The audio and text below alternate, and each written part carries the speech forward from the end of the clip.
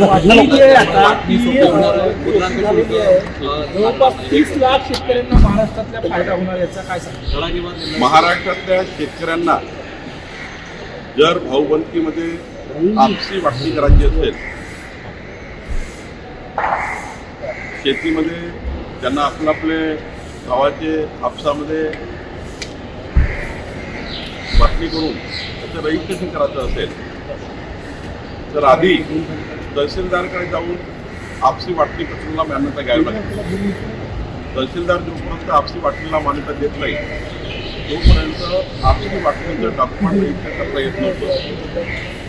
कालच्या सुधारणेने आता शेतकऱ्यांनी शेतीची आपसी वाटणी केली की सरळ मुद्रांक निबंधकाकडे जायचं आणि 500 रुपयामध्ये रजिस्टर वाटणीपत्र करून घ्यायचं. कुठली नोंदणी फी कुठलाही शुल्क लागणार नाही आणि त्यामुळं शुल्क नाही, त्या ठिकाणी कुठलाही नोंदणी फी नसल्यामुळं 500 रुपयाहून मात्र आता सरळ शेतकऱ्यांना आपलं डॉक्युमेंट रजिस्टर करता येईल.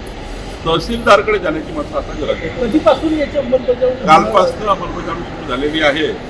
या राज्यातल्या शेतकऱ्यांना वडील आणि मुलं, भाऊ आणि भाऊ यामध्ये शेतकऱ्याची वाटणी करण्याकरता आता सरळ स्टॅम्प पेपरवर लिहा आणि दुय्यम निबंधकाकडे 500 रुपयाच्या स्टॅम्पवर तुमचं रजिस्ट्रेशन करून घ्या. रजिस्टर डॉक्युमेंट होईल. तहसीलदारकडे जाण्याची गरज आहे. महिला आरक्षण कायदा जो आहे महिला आरक्षणाच्या बाबत मुंबईमध्ये काय सांगतो? जे पाप राहुल गांधी आणि त्यांच्या बगलबच्च्यांनी केलं, 350च्या वर खासदार लोकसभेत गेले असते, महिला खासदार. महाराष्ट्र विधिमंडळामध्ये जवळपास 150-160 महिला आमदार झाल्या असत्या जर परवाचं बिल मंजूर झालं असतं तर. पण एक क्रूर हत्या या विधेयकाची काँग्रेस आणि त्यांच्या टीमने केली आहे, इंडी आघाडीने. मला असं वाटतं की जनाक्रोश आहे, महिलांमध्ये मोठा आक्रोश आहे. देशातल्या 70 कोटी महिला, महाराष्ट्रातल्या 6 कोटी महिला यामध्ये नाराजी आहे. म्हणून आम्ही या ठिकाणी मोर्चा काढतो.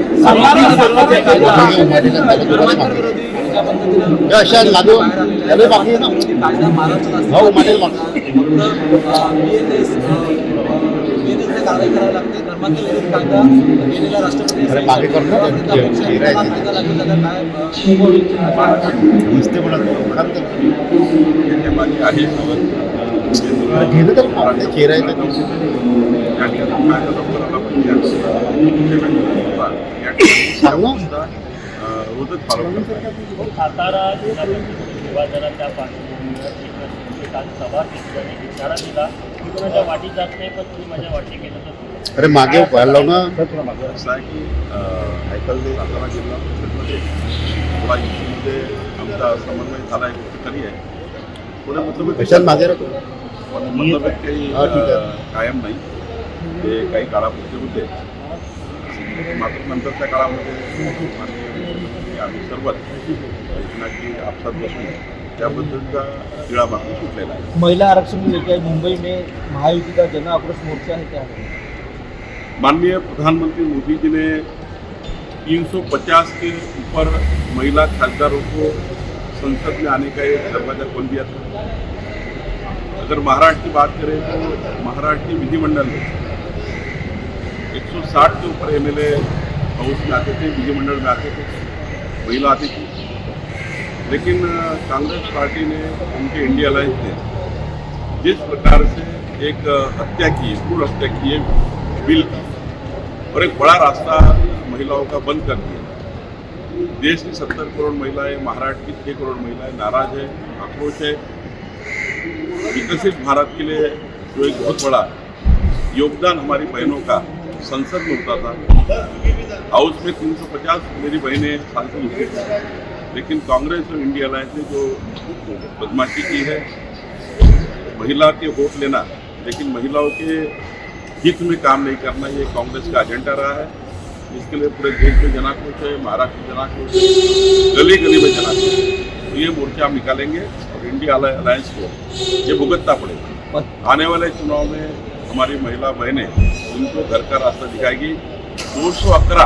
211 MLA ने ये बिल के खिलाफ वोट किया, वहाँ पर तो ये सांसदों ने 211 सांसदों ने खिलाफ वोट किया, वहाँ पर इनकी जमानत जब्त होगी, हमारी बहनें जमानत जब्त करेंगी, क्योंकि उनके साथ और अन्याय उन्होंने किया है। पश्चिम बंगाल में पहले चरण का चुनाव आज थमने जा रहा है, आज थमने जा रहा परिणाम है। दिसेल का तुम्हाला या ही आरक्षणाचा? सत्ता विरोधी लाट पश्चिम बंगालमध्ये दिसून की ज्याप्रमाणे पंतप्रधानांच्या रॅलीला समर्थन आहे, लोकांना हेलिपॅडवर लाखो लोक येत आहेत, काय वाटतंय तुम्हाला? ममता बॅनर्जीचा आकांड तांडव जे सुरू आहे, त्यांची जे स्टेटमेंट चालू आहे, जी भाषा ज्या पद्धतीने रणकुंडीची करतायत, त्यावरूनच करताय की पश्चिम बंगालमध्ये ममता बॅनर्जी घरी जाणार. संप आहे महाराष्ट्रामध्ये पश्चिम बंगाल में पहले चुनाव प्रचार होने वाला पहले चरण का। वहाँ पे मेरी बहनें, वहाँ के भाई लोग सारे ममता बनर्जी के खिलाफ वोट डालने वाले हैं। ये उनकी बोली भाषा से समझ रहा है। ममता बनर्जी जिस प्रकार से आक्रोश कर रही है, जिस प्रकार से ममता बनर्जी वहाँ पर आकांड तांडव कर रही है, संप इसके आधार पर मुझे लगता है कि वहाँ पे ममता बनर्जी जी घर जाएगी. संप आहे महाराष्ट्रामध्ये 17 लाख तुमचे सहकारी जे काही आहेत कर्मचारी ते संपावर गेले आहे. का आव्हान आहे तुमचं? नर्सेस असेल किंवा मुंबईपर्यंत शिरोडच्या त्या मागण्या आहेत, त्या मागण्या पूर्ण करण्याची सरकारचं काम चालूच आहे. सरकारला काही काळ वेळ दिला पाहिजे, कारण अनेक आव्हान सरकारसमोर आहे.